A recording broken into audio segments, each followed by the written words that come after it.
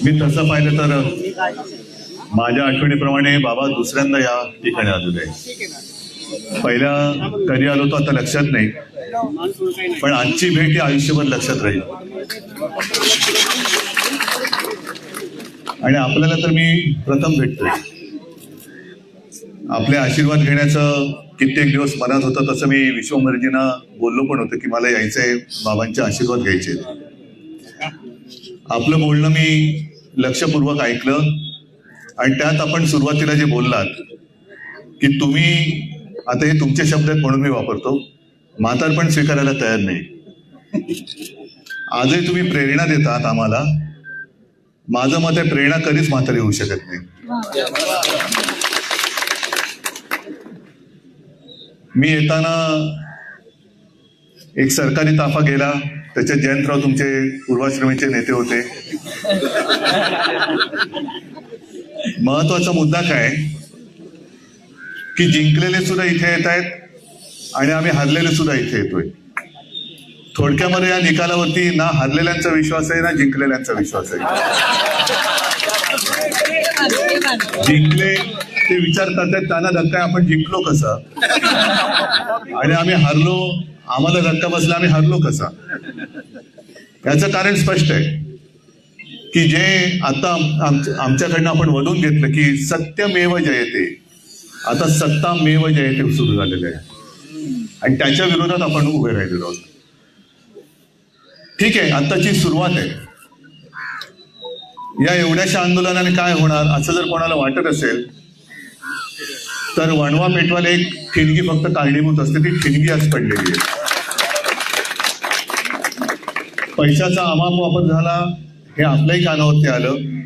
आमच्यापैकी काहींनी, म्हणजे सगळ्यांनी तो व्हिडिओ तर बघितलाच विनोद तावडेंचा, योजनांचा भरपूर पडणारा पाऊस पाहिला. थोडक्यात काय केलं या सरकारने, योजनांचा अनेस्टेशिया देऊन आपलं सत्तेचं ऑपरेशन पूर्ण केलं. महत्वाचा मुद्दा हा असा एक नाही आहेत, अनेक मुद्दे आहेत. त्यातला ईव्हीएम हा एक महत्वाचा मुद्दा आहेच. आणि म्हणून मी मगाचा जो उल्लेख केला की जिंकलेले सुद्धा हरल्यासारखे येतात आणि हरलेले सुद्धा जिंकल्यासारखे इथे येत आहेत, याला एक कारण नक्कीच ईव्हीएम आहे. एक साधा प्रश्न माझा असा आहे, जयंतराव आपण तो मुद्दा घ्यायला पाहिजे. आपण आरटीआयच्या माध्यमातून इतर कोणतीही माहिती मागवू शकतो, पण बाबा आज आपला जो तुम्ही आठवण करून दिली, अगदी सुरुवातीला 1-2 वेळा मी तसं मतदान केलं बॅलेट पेपरवरती. लोकशाहीमध्ये माझं मत कुठे जाते हे मला शेवटपर्यंत कळण्याचा अधिकार तुम्ही आज माझा काढून घेतलाय. मग कोणीतरी म्हणेल की तिकडे तुम्हाला ती रिसीट दिसत नाही का? रिसीट दिसते, बरोबर आहे. मग ती रिसीट दिसल्यानंतर किंवा काय त्याला म्हणायचं व्हीव्हीपॅटवरची, ती दिसल्यानंतर जेव्हा आम्ही पुन्हा फेर मतमोजणीची मागणी करतो तेव्हा ती मोजली का नाही जात? मग व्हीव्हीपॅटवरची जी निशाणी आहे किंवा त्या ज्या काय रिसीट येतात त्या सुद्धा तुम्ही मोजा ना. कारण मी माझं जे काय मत देतोय ते तुम्ही मला तिकडे दाखवताय, पण आतमध्ये रजिस्टर कसं होतंय हे काही कळत नाही. ते कळायला मला मार्ग नाही. आणि त्या यांचे पती यजमान निर्मला सीतारामन यांनी एक अत्यंत सोप्या भाषेमध्ये सांगितलं, परकला प्रभाकर, की त्यांनी सांगितलं की जी काही 76 लाख जवळपास मतं ही शेवटच्या तासात वाढली, सरासरी काढली, कारण ते मोठे गणितज्ञ आहेत. एवढ्या 76 लाखांची जर का सरासरी काढली तर प्रत्येक महाराष्ट्रातल्या प्रत्येक मतदान केंद्रावर किमान 1000 लोकांची रांग पाहिजे. मला कल्पना नाही आपल्यापैकी किती लोकांनी शेवटच्या तासामध्ये 1000 लोकांची रांग बघितली. कुठेही तसा फोटो आला नाही, काही नाही. आणि सगळ्यात महत्वाचं म्हणजे आज एवढं मी 500पेक्षा जास्त राक्षसी बहुमत मिळाल्यानंतर महाराष्ट्रात आनंदोत्सव का नाही? सगळ्यांची चेहरे हे असे विस्मयकारक काय आहेत? एवढं राक्षसी बहुमत मिळाल्यानंतर सुद्धा काही जणांना शेतात पूजा अर्चा करायला जावं का लागतंय? राजभवनवरती जायला पाहिजे. आम्ही तर गेलो होतो, आमचं तर काय, आम्ही 25-30 वर्ष एकमेकाच्या विरोधातच लढलेली माणसं होतो. पण जेव्हा आमची महाविकास आघाडी झाली तेव्हा पहिल्या प्रथम तेव्हा तर काय राष्ट्रपती राजवट लावली होती. आज कोणीही दावा केलेला नाही. विधानसभेची मुदत संपून गेलेली आहे तरी राष्ट्रपती राजवट का लागली गेलेली नाही? ह्या सगळ्या प्रश्नाचं उत्तर कोणाकडेच नाहीये. आणि एवढं बहुमत मिळाल्यानंतर सुद्धा राजभवनावरती जायच्या ऐवजी लोक शेतात का जातात, अमावस्येचा मुहूर्त का घेतात, अजूनही दावा का केला जात नाही, हा महत्वाचा प्रश्न आहे. म्हणजे यांची थोडक्यामध्ये यातनं मानसिकता कळते की यांना सरकार येईल याचं असं कधी वाटलं नव्हतं. त्याच्यामुळे मुख्यमंत्री कोण होणार, मंत्रिमंडळात कोण येणार याची काहीच तयारी नव्हती. आणि ती नव्हती म्हणून आता जसं जागा वाटपामध्ये वेळ लागतोय तसं या सगळ्या वाटपामध्ये वेळ लागतोय. असो, मला असं वाटतं आज मी मुद्दामून आलो आपले आशीर्वाद घ्यायला, कारण कोणीतरी आम्हाला एक वडीलधारक पाहिजे की तू करतोयस ते बरोबर करतोयस, तू करतोयस ते चुकीचं करतोयस ते सांगणार कोणतरी पाहिजे. आणि ते काम आपण केलेलं आहे.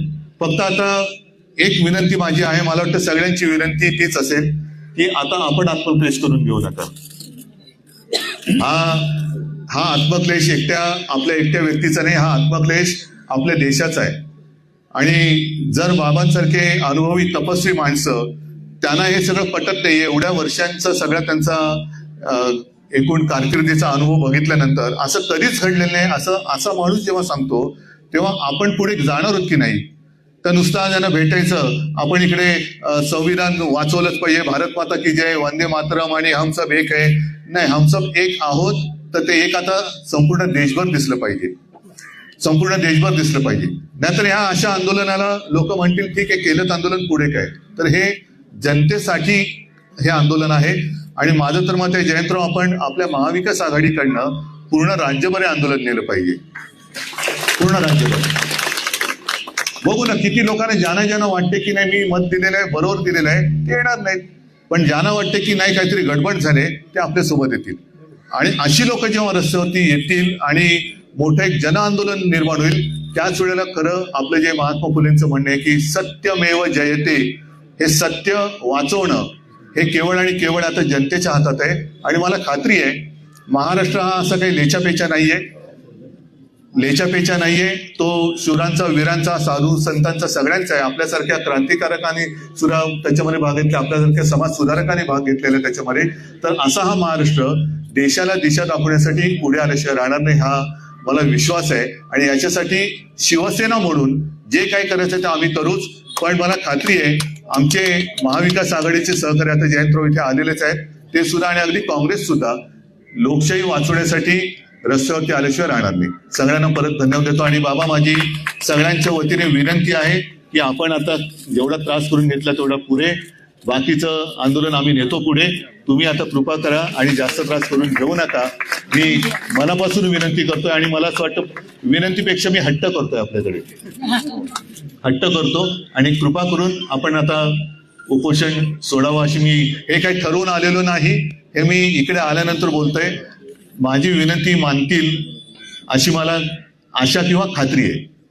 सगळ्यांना धन्यवाद देतो. जय हिंद, जय महाराष्ट्र.